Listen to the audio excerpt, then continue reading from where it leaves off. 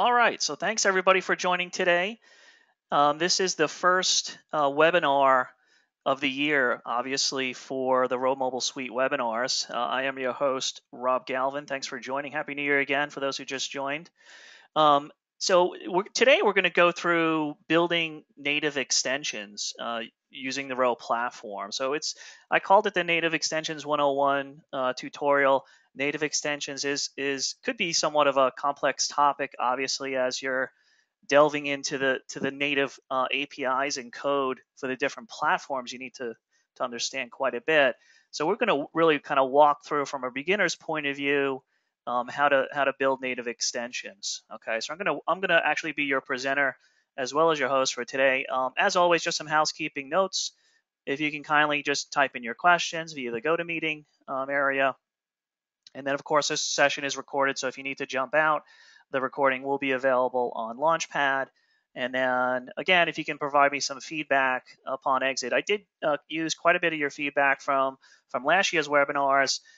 As we were doing weekly webinars, some of the responses I got from the community was that they were coming out as fast and furious, and it was difficult to kind of keep up with the topics, although they were recorded. We're going to alter the frequency of the webinars, and we'll see how that goes. Right now, I'm going to change the frequency to monthly instead of weekly. And if a special topic needs to come up in between the month, we will do that session. And we'll see. Provide me some feedback to see if this is working better for you. And this will also allow me and my team to focus on some of the other community aspects, including documentation and the overall response on the community forum. So anyway, the next topic will be February 6th, and we just recently announced the SB1 Smart Badge 1. It's a kind of a new, different type of product for Motorola Solutions. We'll be showing it at NRF, I believe. And we're going to cover writing applications for SB1 in the next session. So we'll walk through some of that and some of the things you need to know about, because it is a different device. It has an e-display. There's some different things you need to consider when developing for that particular product. Okay, and if you missed the past webinars, the last one we did was back December 12th, and it was RhoConnect Push. So Lars Burgess, who is the lead for RhoConnect, demonstrated how to use RhoConnect Push. So watch that replay if you haven't. Check that out. Okay, that's up on Launchpad. All right, so let's get into the topic. Today what we're going to do, and this is, again, native extensions. We're going to talk about some of the ways to extend what we offer today in RhoMobile. There's a couple of different choices you have. We're going to focus on native extensions. I'll get to that in a minute. And then we're going to actually go through and build a native extension using the native extension generator. And we're going to walk through that so you understand what is happening when you actually generate a native extension template using our RhoGen tool. Then what we're going to do is we're going to actually create a new extension, taking one of our existing APIs and kind of enhancing the functionality of our existing API to provide a different experience that's available on Android on the platform. And then what we're going to do is, while we're on the topic of Android, we're going to explore using Android intent. So I have a couple of native extensions that I wrote to trigger an Android intent to initiate a phone call. And the other one, which is a little bit more an advanced topic, is actually using the speech recognition intent on Android to convert speech to text. So I'll show you how to do that. And then we'll cover an iOS example just to kind of round things out. And I'll close off with going through some of the experiences I've had in terms of troubleshooting, some helpful things when it comes to logging and debugging your native extension. And just so you know, guys, I'm doing this presentation from a 101 point of view, because I think that a lot of folks have not even delved into this area yet, and it could be a complex topic. Personally, I have not had a tremendous experience on native extensions, so I think it's good that you kind of get a beginner's viewpoint as well on how to do this. Okay, so hopefully you find this useful. I'm going to go through it and really kind of walk through step by step, and hopefully it'll be helpful for you to kind of get started with using native extensions.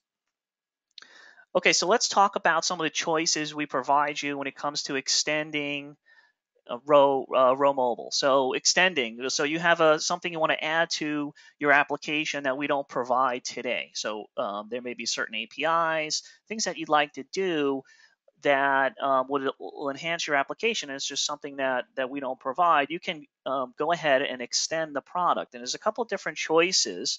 I'm going to focus on one of them today, and that's the native extensions. The first choice, there's what we call um, our Ruby extension. So this is a way where for you to, if you have some Ruby gems you want to add to your application, you can do that. And we provide some examples. If you look into our folders, you'll see some that we already provide, including JSON and things like that. We're not going to cover that topic today. We're going to cover native extensions. And this is where you want to call some native operating system APIs. So things that are available in Android or iOS that you'd like to expose to your application. Or, like I said before, there may be some third-party libraries, or in the case of Android, maybe some intents available for your application to take advantage of. And this is how you would do it through writing native extensions. There's another kind of one-off topic when it comes to native extensions, and that is native extension views. So this is particularly around UI components, UI elements. I'm not going to cover that topic today. I think just kind of consuming the native extensions topic is enough to digest it at one point. We'll come back probably at another time and maybe do a webinar on just the native extension view, so you can take a look at that. And actually, before you get started with any of this stuff, take a look at our documentation. There's the link. And there it kind of covers a lot of the material I'm obviously going to cover today. But this is a good place to start and just to kind of see what's available. And you'll see some Ruby extensions, native extensions. There's a whole kind of topic there, a whole set of topics for you to explore. So take a look at that. That's kind of like your first point, and just getting familiar with what is a native extension, what do we mean here, and all the other extension options that we covered here. All right, so I have some slides, and I'm going to kind of jump in back and forth between slides and actual demo. Okay, so I'm using the slides just because it's a little bit more better in terms of explaining the information, and then we'll kind of jump back and forth between actual demonstration and slideware. Okay, so generating an extension in RhoMobile is very easy. At least to generate the template is easy. The rest of it is a little bit more you need some effort there. But the first thing you would want to do is, obviously after you read the documentation, just kind of get a taste, is to say, okay, let me create my first native extension. And we provide this command line utility called RhoGen that will basically develop and provide an extension template. And there's two components to this. So you would go to your, and I'm going to demonstrate this in a minute, you would go to your project folder. So in this case, my project is called Any Demo for Native Extensions Demo. And you go to the command line, whether you're on Mac or Windows, and you would type RhoGen space extension space whatever you want to call your extension. Okay, so in this case, I'm calling it my new extension. And when you do that, it's going to generate a new folder called extensions if you don't have one already, and it's going to generate a subfolder under that.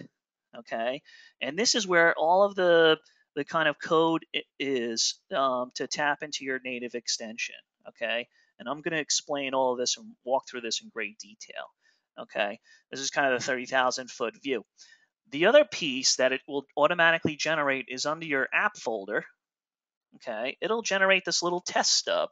So it'll be your extension name test, right? So this is just a test stub that has a view. There's the index.erb and a controller for you to actually see how it walks through from your application view and controllers to your extension to the native code, etc. Right? So this is what you're going to get when you actually generate this new extension template. Okay, so let's go ahead and do that so you can kind of see what I'm talking about. And just by the way, when I'm on the slides, I can't see the GoToMeeting control panel. So I'm assuming everything's still working. Yeah, it looks like it is. All right, so here's my, and just by the way, not to throw you off, but again, I've used this tool in the past for my webinars. This is Sublime Text 2 I use as an editor. RhoStudio is great. This is my personal preference. It's easier from a webinar point of view to demonstrate things. But here's my project, Any Demo. And you can see I already have some, which I'm going to demonstrate to you later. But let me jump to a command line here. And we're going to type in the command. I've already done it before. So it's going to be, so I am in the Any Demo folder, and I'm typing in RhoGen extension, my new extension. And you can see that it adds all of these files. So let's take a look at those. So under extensions, you can see that it added my new extension. Okay. And like I said before, it added this test stub. Okay. So what we're going to do is we're going to take a look at what is going on here. Okay. All right. So hold on a second. Just experiencing some technical difficulties. All right. So it generated these files, and I'm actually not going to go into the code right now. I'm actually just going to enable the extension and show you what's happening, and then we'll walk through the code. Okay, so before you actually run this, right, so I just created the template, and in order for you to use the extension, you need to add into your build.yaml the extension. So we're just going to put in my new extension.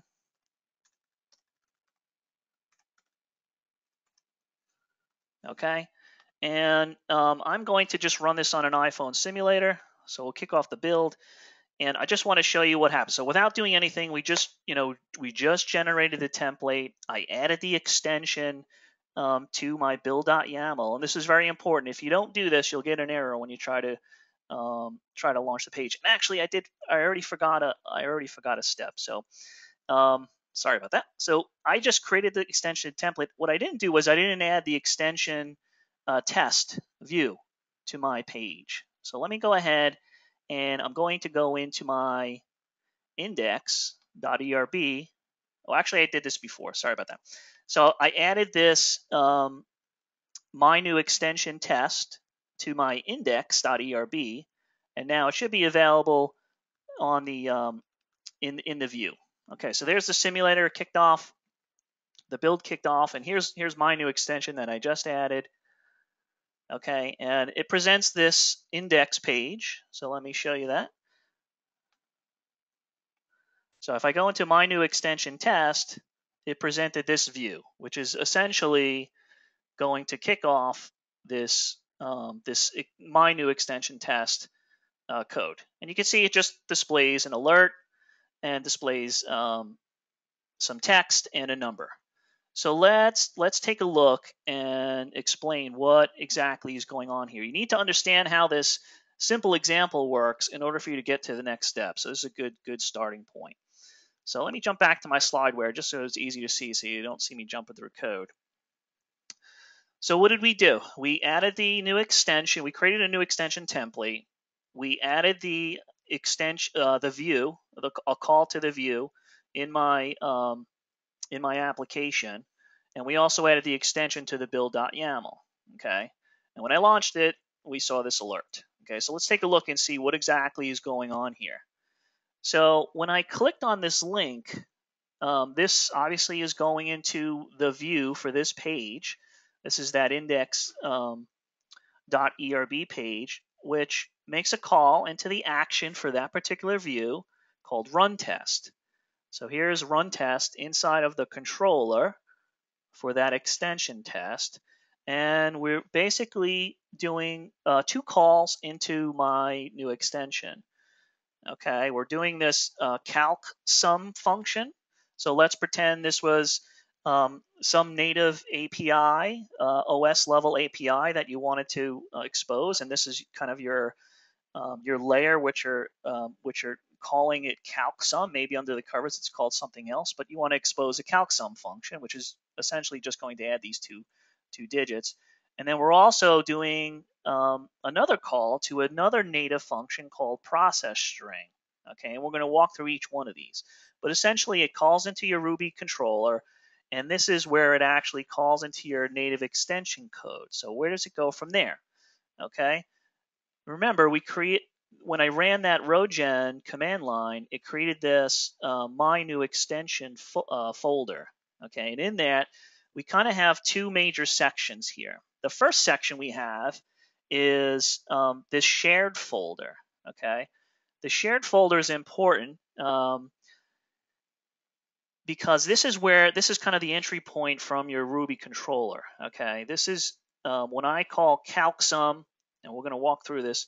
It's coming into this this extension wrapper here, and then then it talks down to the native layers, and we're going to walk through that. But so there's the one big piece here is this shared folder. Okay, so that's kind of the interface. So when you click this and it calls calcsum, it comes into your extension file there, the .i file in the shared folder, and then it does this kind of mapping, right? So if you take a look at that file, you can see that it maps these functions that I provided up to the Ruby level to some native extension calls. Okay, so in this case, when I do calcsum, it's actually going to call my new extension calcsum native. So it basically is saying calcsum equals this native extension, native function, which is defined here, right? So this is kind of your mapping layer.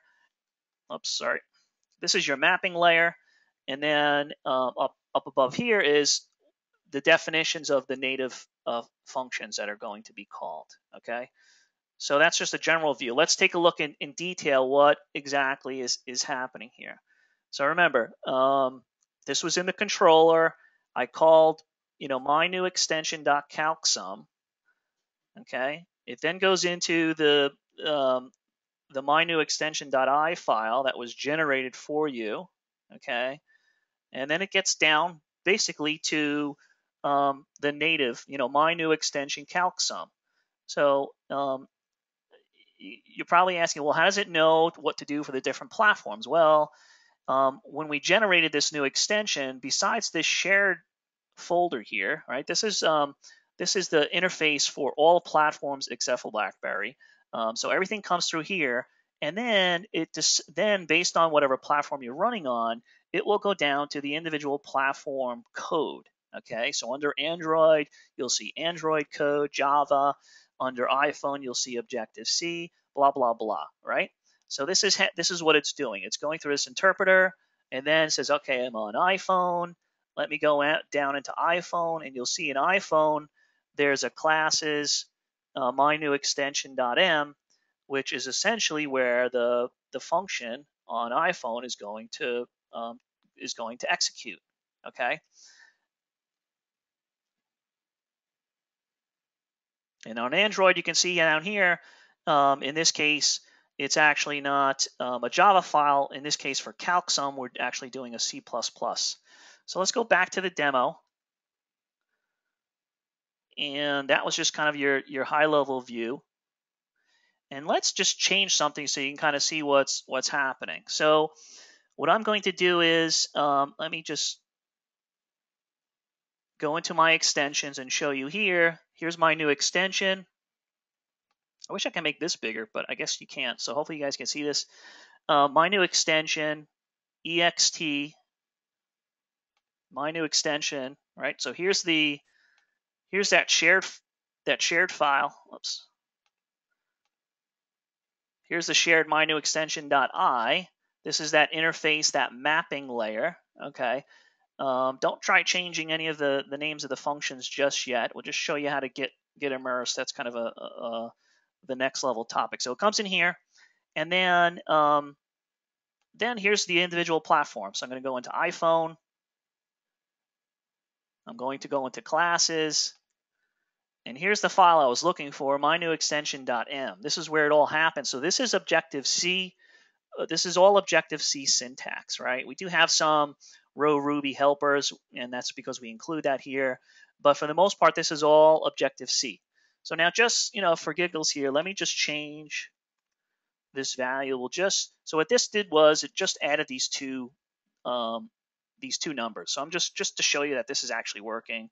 let's add 300 to it. Okay, so I'm going to save that. And let's kick off the build again. So what this is going to do is we're going to run that same test. Let's let iPhone simulator kick off again. It's going to run that same test, and then instead of adding the two numbers, we're just going to add 300. So this is kind of a good way, a good beginner's way, just to understand and get familiar with what's going on here. So now when we run this, okay, so you can see that it didn't actually do it, and that's because I forgot to do the clean. So what I forgot to do was I forgot to do rate clean iPhone. So I'm going to clean the iPhone build here so it can rebuild. Okay, and now, and you'll see some of these. You'll see some of these tips at the end here on what not to do. Okay, so it's going to kick off the build again, and this time we should see that we actually updated that particular code. So let me go back to the code so we can explain what's going on here.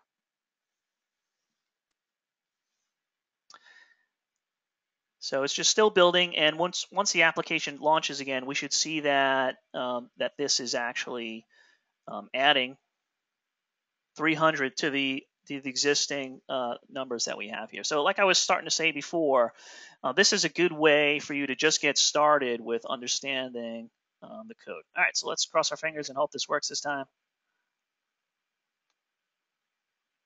All right, so in that case, it did actually run, and we now have 310. So just that's a very simple example, and we provide that as just as a kind of a getting started there. Okay.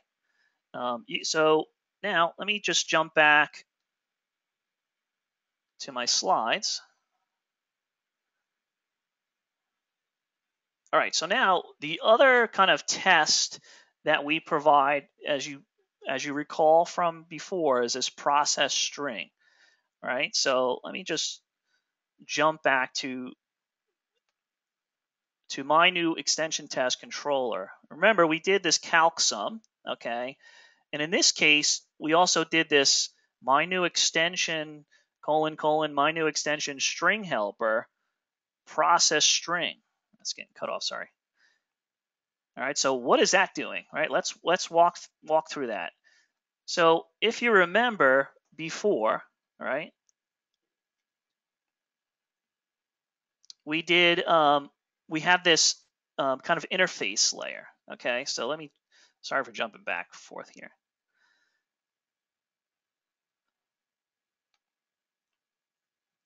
So here is I'm in the My New Extensions shared folder. I'm looking at mynewextensions.i, and I can see that, remember I told you before that these were the interfaces, calc sum, which is what I just showed you, and native process string, right? But if you take a look at the actual controller here, you could say, hey, this is just process string. It's not native process string. Remember, before it was calc sum, and if I look at my new extension.i, I could see it's calc sum. That makes sense to me. But when I'm looking at the process string, it has this kind of syntax before, and it's just calling process string. Well, what we're doing here is we're actually calling this this Ruby function, this Ruby method inside of this new extension class. You say, where the heck is that? Well, let's take a look, right? So here's my extensions, my new extension. Let's just minimize platform, and let's minimize shared, and we actually create this mynewextension.rb. Okay, so here is a Ruby class defined, my new extension string helper, and then we have process string. And what is that doing is that's calling native process string. Oh, okay, so I get it now, right? So let's go through that again. I'm in the controller. I call my new extension string helper process string. So that's going to this extensions.rb file for my new extension, my new extension string helper process string. Okay, so why would I want to do this? Well, if I want to do some other things inside of Ruby to manipulate things that come back from the native calls, I may want to do it this way, right? But I just want to show you that flow. That tripped me up a little bit when I first started doing this, just to understand how this flows through, okay? And then it calls my new extension native process string, okay? Which, if we jump back to the I file, right, is this particular declaration, okay? So we're declaring it here, and although we called it up above differently, it goes through this Ruby interpreter here to get to this Ruby class and method to get to the native, the real native call. So that's kind of the flow there, okay? So let's take a look at that one.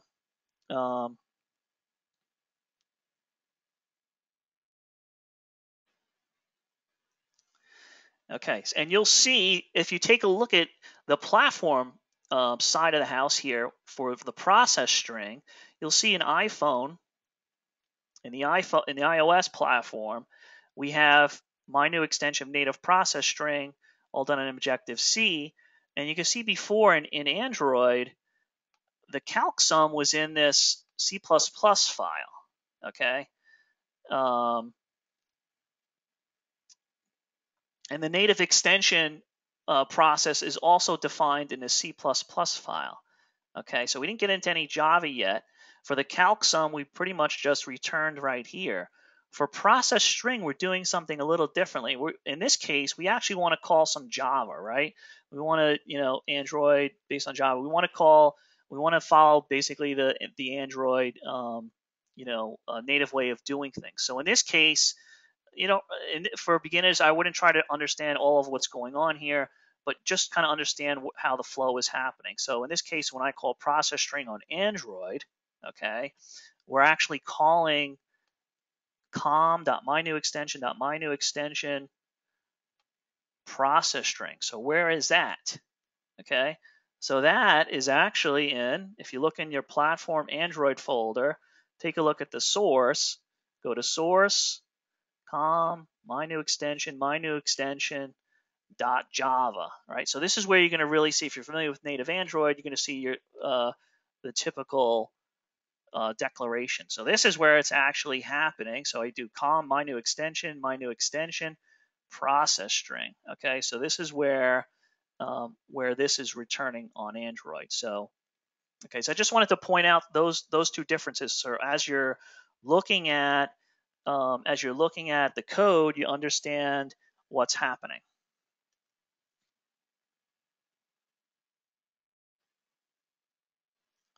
And I have all these in slides so you can take a look at as well, just from an explanation point of view. Okay, but when I run this on Android, it's going through this second layer and actually getting to Java instead of running doing everything in C++ like it was before. Okay, so now that's some of just basics. Create the extension template, and play around with just those two simple functions so you understand the flow, right? That would be my recommendation, is just to understand how does it get from here to there to there to there, back and forth, right? Take a look at that. Now, one of the scenarios that I just wanted to show you is, all right, well, a lot of the APIs that we have in our product, and these are essentially from the road side of the house, is we write these as native extensions, right? This is how we do things, right? So you can learn from that. That's a really good learning tool. And so what I'm going to do now is I'm going to take an existing one that we have, and I'm going to show you how you can create a new extension from an existing one. So let's say this may not be a great scenario, but maybe some of you may find this interesting. We have an alert API, okay? And in the alert API, we have a method called vibrate. This will vibrate the device if it has a vibrator, right? So if you take a look at the code and you say, hey, Rob, where is the code for this? What are you talking about? If you go into the gems folder, wherever you installed it, and you look at the roads gem, underneath the roads gem is this platform folder. Okay, so you'll take a look at the platform folder.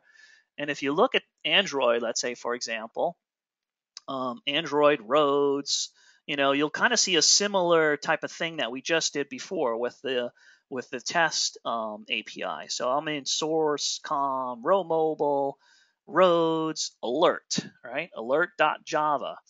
And this is where the API alert.vibrate code is actually happening on Android. And you can see that it's this is Android. It's using the vibrator Android API, right? And you can see that we call vibrator.vibrate and specify a duration. So if you want the phone to vibrate for 10 milliseconds or whatever, you would specify it there. So this is where the code is actually happening. Well, if you take a then you say, okay, this is an Android API. This is an Android class vibrator. Let me take a look at the Android API.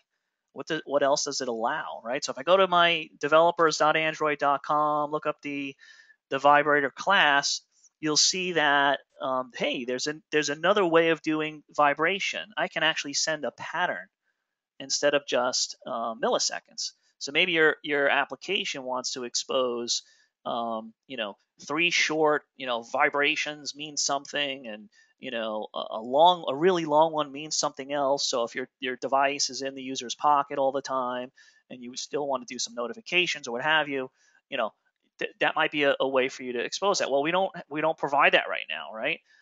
So you can take that API and create your own and extend it, right? So let's take a look at that. So what I did was I created this new SOS extension, right? And I basically did it the same way we just did before by creating my new extension. I ran the command, and it created everything for me. And then in the process string method here in the Java file that was created, I took out what was there, and I essentially copied what was in the roads alert API. Now, after playing around, you'll notice that you require to import some of these other libraries that we specify. So in this case, capabilities comes from some roads helper libraries here. And so just by copying and pasting, it's not going to work. But as you copy and paste and run, you'll be able to see that you need to include some of these things. And I basically just went through here and copied and pasted in there. And then I said, okay, well, now I'm going to create a pattern. So I did these variables here to define a dot dash shortcut, whatever. And now instead of just vibrator dot vibrate with a millisecond, I'm actually going to send a pattern and tell it not to repeat. So now I have a way to expose that. All right. So let me just jump into the code so I can show you that really quick. And when I fire up my device later, I'll show you how it works. But all right, so if I look at my extensions, okay, and I created that SOS one, I go into SOS extension, SOS platform Android, blah, blah, blah, all the way down to the Java file. You'll see that this is where we added it. So I just basically copied and pasted what was in the platform one, which let me just show you that so you can kind of see what I'm talking about, because this is a great learning experience. So if you look at, so what I have here, what I'm showing you now is I just opened up the roads where the roads gem was, okay, and inside the roads gem there's this platform, okay, and you can see all the platforms here, so you can take a look at some of the code. Remember, roads on the road side has been open source, so this doesn't include all the APIs. This is just the open source APIs that we provide, and you can take a look at alert, right? And there's here's some of the other methods. So this is a good way for you to kind of see, hey, how do we go from our existing APIs down to this native code? And then if I wanted to, I can actually see, well, hey, can I do that on whatchamacallit, on Android, on iOS as well? How are we doing on iOS? And then what's the corresponding API? Is there something similar to that on iOS? So if I take a look at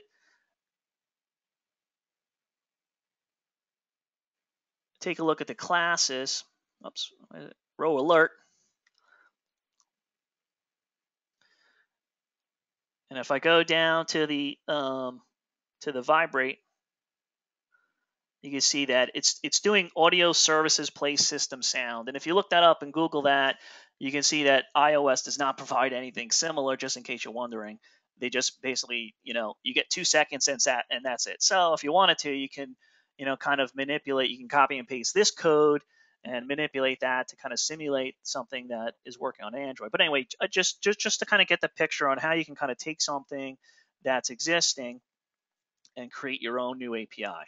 Okay. And I'm going to demonstrate this in a minute. I just didn't want to jump in back and forth too much, but and I'm going to share this code with you guys as well. All right. So now another thing that you might want to do, and how are we doing on time? Okay. So I got to speed things up a little, get to good stuff. Android intents. So without getting into, you could probably do a whole topic on Android intents. But for those of you who know Android, it's a good way to communicate. Inside of an application, when you're changing screens, you need to kind of pass intents back and forth. But it's also another way for you to tap into communicate from application to application, right? So here's an example of what I did was to make a phone call. Okay. So again, I generated a new class with using the extension template RhoGen. I called it phone, and I'm not changing the process string names or anything like that just yet. I'm just want to say, okay, let me test out how to do an intent. Okay, and in this case, I'm just starting an intent, right? I don't expect anything back from it. I'm just kicking it off. So if you follow what I just told you before about looking some of our existing APIs and how that works, you can see that we have this thing called roads activity. Okay, and it comes from com.rhomobile.roads activity. It's essentially the activity, the main activity for the application, right? So we have an activity that's running on Android that's serving your pages, and we're going to use that activity to kick off this intent, right? So this is just native Android code intent, and I'm calling action call, right? And I'm passing in the telephone number, and that's just an easy way to kick off a telephone phone call. Now, we also have the HTML5 tag for telephone, but that only behaves in one way, right? So I think what it does is it just opens the phone dialer with the telephone. This one, it actually calls it, right? So you can now change the behavior of typical things that are available by writing a native extension. And this is just a simple example. And then we specify the intent without getting too deep into the Android code here.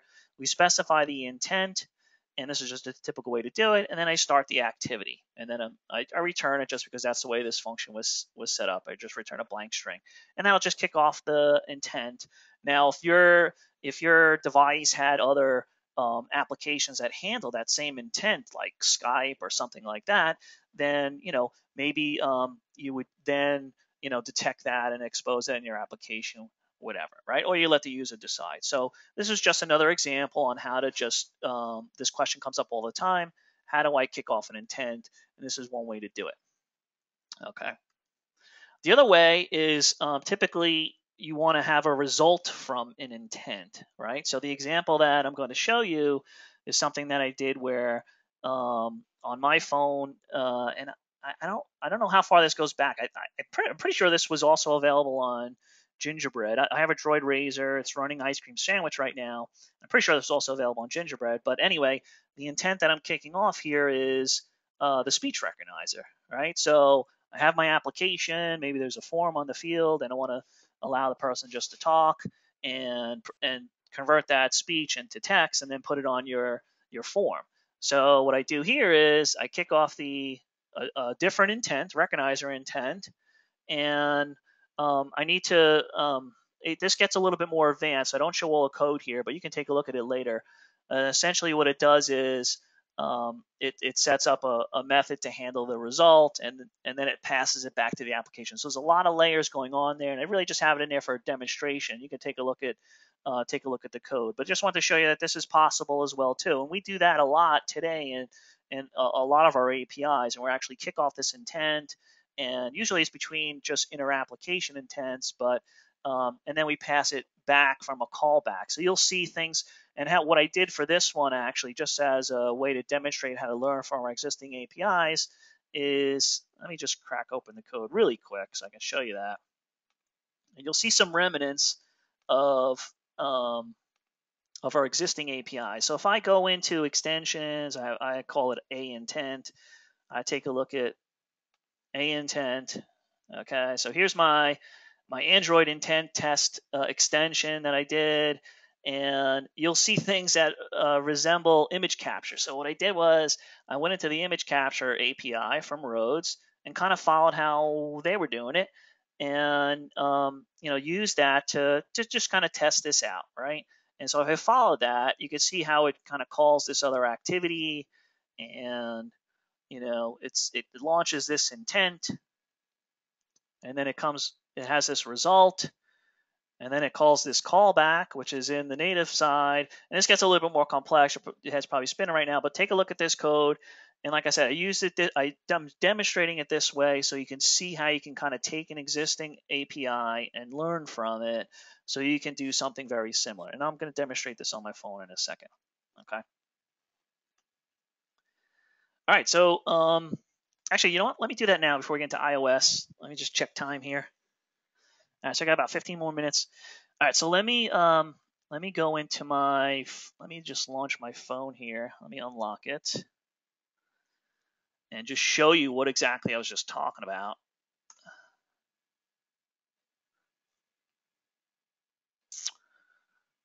All right, so here's this is my Droid Razor, and let's just do the phone call test first. All right, so I'm clicked on phone, went to the test UI, and now I'm going to click on launching the intent, and then you can see it goes and dials the phone. All right, so that's pretty cool, right? I cancel out of that intent. It goes back to my application. Now I'm on my the main index.erb, and now let's do that SOS test. So this was I took that alert API and added that a different way of calling vibrate on Android. I don't know if you can hear that or not, but it did vibrate. All right, and here's the good one, Google Voice. So here's my speech recognition intent. When I click the button, it's going to launch Google Voice. So let me do that. This is a test. This is a test. So it goes through and it comes back, and then it populates the field on the form. Okay. So you can play around with that, and if there's other intents that you've used as well, I'd love to hear about it and how you did it. Okay. So that's just a quick demonstration on what I just covered. So now let me talk about some iOS ways of doing it. This is just an example that I want to show you how to kind of tie a couple of different concepts. So it gets a little bit off the path of native extensions, but it may be useful to you. So in iOS you have the main settings page. It kind of looks like this, and your applications are there. And by default, we expose this log setting to turn the log on and off. Well, maybe your application also wants to incorporate some of those things into the iOS settings. Now, you can go to developer.apple.com and look at all the guidelines on what should be there, should not be there. Not going to get into that. Just want to kind of show you how to do this, right? So how did I do this? So I opened up. So here's the if you know how we build the iOS applications, there's a couple different ways to do it. So depending on how you do it, this may or may not work for you. But generally speaking, if you go into the Rhodes gem, and you go into a platform, and you go into iPhone, you'll see this kind of master project called RhoRunner.xcode. A lot of stuff is generated dynamically. And so when you touch this, you may be touching your other iOS projects. So just a little caveat, when you have multiple iOS projects, understand what's going on here. But generally, I open this iOS project up, and this is going to be the iOS project that's used for when you build your application.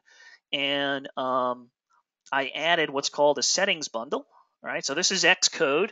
So obviously you need to have Xcode installed. I added a settings bundle, and in there it creates these options you can configure inside of Xcode. And I went in there into Xcode and I added this this new settings, right? So it's basically a Boolean, variable, and I'm calling it enable rotation as the identifier. So that's really important. Okay, enable rotation. Okay, and then when I'm looking at that again, I just generated a new extension called iSettings, just the same thing we did before, and I'm just changing what's inside the process string. Okay, when you start changing names and all, it gets a little more complicated. You need to run something else to actually recreate the wrapper functions, that the wrapper code that goes around this. But when you're just getting started, just don't mess with the function names. Just change what's inside. And so this is Objective-C code, 2 lines of code to get the value um, that's in enable rotations. And in this case, I'm returning a Boolean instead of a string. So back in my Ruby land, this is my controller, that run test. Inside the run test controller, I'm calling my iSettings string helper process string, whatever. Okay, and that's going to return a Boolean value. And now I can use it as a Boolean, right? So if rotation is locked, do this, else do that, blah, blah. All right, so that's kind of how to do that. So let me just, because we're running out of time, let me go back here. Actually, we still have it, right? So let me show you the settings first. So if I go into settings, go into any demo, you see that the rotation lock is off, right? So it's there, that's good. Let me go back and run the settings test. There we go. Rotation is not locked. And then let me change it. I don't know if we need to do this, but let me change it. Go back here. And let me reload the page. And now it is locked. Okay, so that's just a simple test. Again, you can the possibilities are endless in terms of what you do in your native extension. Okay, these are just some really quick examples. Okay, so we're coming down to the we got like 10 minutes left, and I want to look at the questions that came in while I was doing this. But here's a couple things that I briefly mentioned on some things that you may stumble across and how to avoid it. So one of the things that people stumble across for the very first time is they run that command line to generate the extension, they add it to their view, they launch it, and they click and says, oh, page not found, error page not found. You guys have seen that message before. Well, this is because they forgot to put the extension in the build.yaml. So it'll still build. It won't report any errors, but when you go to actually use the extension and it's not there, then you get an error, right? So make sure if you see that, don't mess around with the native code and all that stuff. Just make sure you have it in your build.yaml. That's first step, is to check that. And then, all right, so you get past that, and maybe you're now, actually, before you get to that, maybe you try to build. All right, so now you ran that, you're trying to do the copy and pasting that I told you before, and you're getting errors, right? Typically, this is you take a look at their native, files, the .java files or the .m file, and make sure you included the right thing. So in my case, where I did the copy and paste with the Alert API, initially I was getting errors, and it was because I didn't include all those packages that I needed to include, because I'm using APIs that obviously are not there. So you will get build errors when you have things like that. So it's not going to be a runtime error, it's going to be a build error, because we're actually trying to build that particular underlying native extension project. So if there's things wrong in your native code, it's going to show up in the build log, obviously not the runtime log. And then, like you saw before, make sure you may have to do a rake clean to clean out the project when you're changing certain things. Okay, and then you get past that, and now you're actually running, and you get some errors when you're running. This is typically, if you started changing some of those function calls, and I didn't really cover that topic here, but long story short is, when you start introducing, and this is explained in the documentation, when you start introducing new APIs, or even changing process string, let's say, to something else, you have to regenerate the wrapper file, which I didn't cover in here because I didn't want to throw too much stuff at you guys. This is a 101 course, but it explains it on the documentation. You have to run this utility called Swig, SWIG, that then will rebuild this wrapper file once you change the interface mappings in the .i file. Okay, and then one thing that's really helpful is if you look at some of our APIs, you'll see that we have com.rhomobile.roads.logger. Okay, so this will allow, and it really helped me when I was doing the speech recognition intent is to track down where my problems were. This will allow you to write to the row log, right? So logger.t is for tag. There's different ones like logger.e if you want to trigger an error. Take a look at that code, but it's an easy way for you to add some things into the log file and help you trying to kind of troubleshoot. Oops. Sorry. All right, so just some closing remarks. Just getting started, read the documentation, but don't read it too much where your head's going to explode. Use the generator to get started, right? Because you can basically do that in 2 seconds. Create an extension, add it to your view, add it to your build.yaml, and then look at the code and understand how the flow is happening, right? And then the second thing I would say is, again, look at the existing APIs, walk through some of that code. Some of it is very complex and it involves even multiple layers, but pick an easy one like the alert one. There's a couple other easy, more simplistic APIs that will help you understand what's happening. And then, of course, this is native APIs, right? So, if you need to spend some time in Xcode or in Eclipse, Android environment to play around and make sure you understand the native components, obviously you're going to need to understand it anyway, but don't forget to do that and explore that in the native SDKs, right? And then one of the things I was kind of wondering and seeing how much people, and this is a 101 course, so I'm not expecting too much feedback from you guys right now, but take a look at possibly sharing some ideas on native extensions that you may have developed or would like to see. We were actually thinking about having something on Launchpad in some fashion where it allows the community to exchange extensions or to promote extensions that they may be selling or what have you. So anyway, provide me some feedback if you're interested in doing that. And that basically concludes the webinar for today. Let me jump back to GoToMeeting, and while I am looking through the questions, and this is the part of the call where I see who's still awake, if you guys could just provide some input onto this question. So what would you most likely use native extensions for, right? Enhancing existing Row API. So maybe we provide something, but just not something exactly that you're looking for. Use an operating system level API that we don't provide, all right? Or you want to integrate with a third-party library that may be available. And then the other topic that I didn't really cover at all, I just mentioned, was maybe you just want to expose UI controls, and you don't want to get too deep, but you just want to have some different UI components. And then if you have other reasons why you would do it, please let me know. All right, so let's take a look at some of the questions that came in. All right, so Steve asked a bunch of questions. Can we call my new extension .native process string instead of : ? Oh, okay, so this was, he asked a question, and you know what? Let's see, are we done with the poll? Yeah, so looks like most people are done with the poll. Let me close the poll and let me jump back to my code so I can answer Steve's question, which is a good question, by the way, Steve. So he was asking, in this case, let's go to my controller.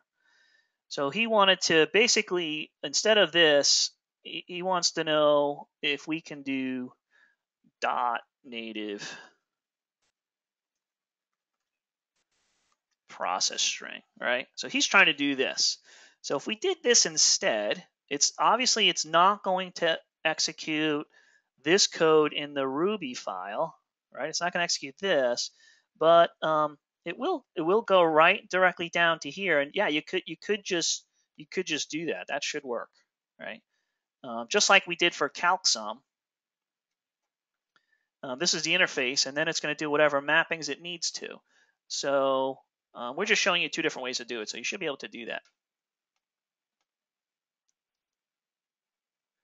Need sample code to process callback URL and Ruby hash parameters. Okay, so So the callback URL, so the example that I did when I had a callback was my Android intent for voice recognition.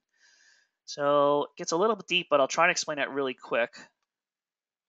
When I called the my Android intent for the voice recognition, I did provide a callback, right? So just like the other APIs that we have, that's why I said look at the other ones.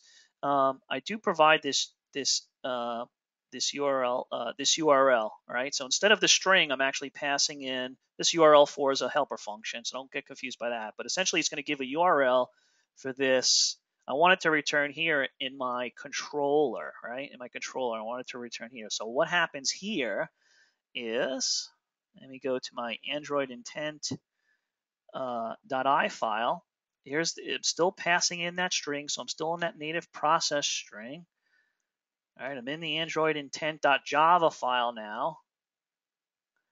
Process, here's the URL still, and you'll see choose picture because I just copied from the image capture. But essentially, what it's doing is it's putting this extra, and this is an Android thing, this extra URL right into the intent, and then when I go ahead and process the intent, I read that, right? I read it.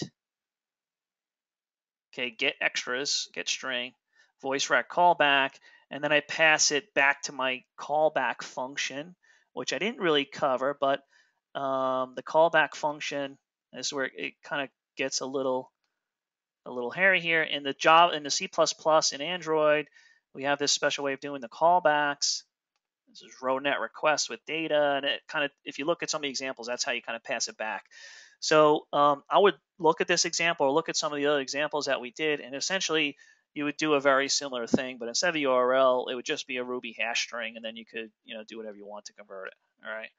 I need a sample to deal with non-static methods. So yeah, I believe we do have an example on that. I don't have it with me right now, but let me see if I can dig that up, Steve. All right, so that was some good questions.